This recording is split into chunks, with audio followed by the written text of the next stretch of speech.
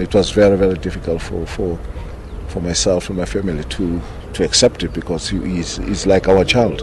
He grew up there in my house, Orlando East. But what can you say? God has decided. We rejoiced when he was born. We must also rejoice when God takes him away.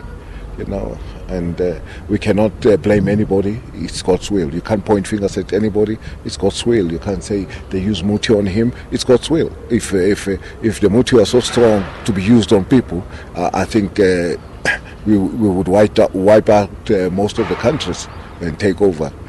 So I don't believe in that it was the issue of witchcraft. It was his time. Responsible father will always say it was his time, and it's God who decides. Mm-hmm. Because it's not muti to when God made Tommy, it was not muti. It was a man and a woman. Mm-hmm. Now when he passes on, we want to blame everybody else.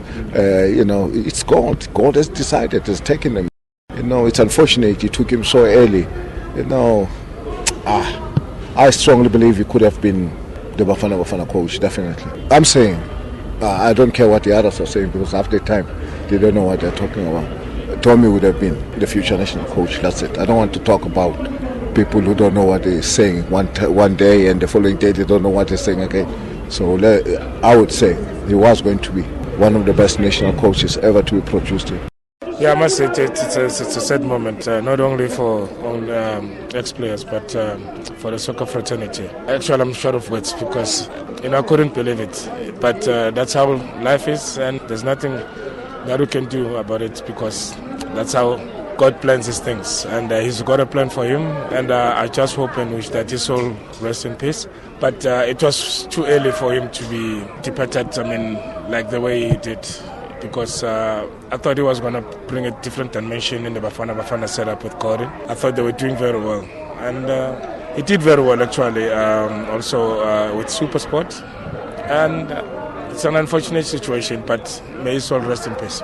Well, as a player, Tommy was one of those guys that even myself personally, I didn't want to come across, because he was the fastest, the youngest player. I think then, because I think he was 16 years old. He was marvelous to watch, and I must say that we were actually avoiding each other, because Tommy was a skillful player, and also whenever we played Cosmos, I was also a problem.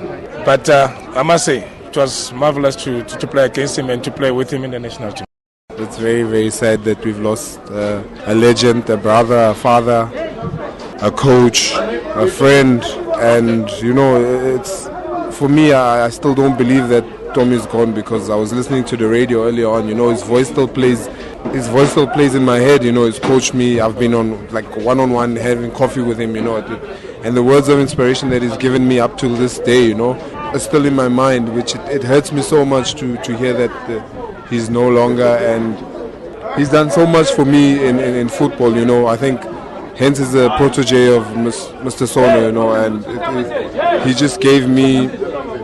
I think he gave me more power and more understanding of the game, and it's very, very painful for me to say that other people are not going to benefit from his good work and his good knowledge. It was a massive shock. I got into the airport and I got the news, and it wasn't just a shock. It actually there was a lull that was going.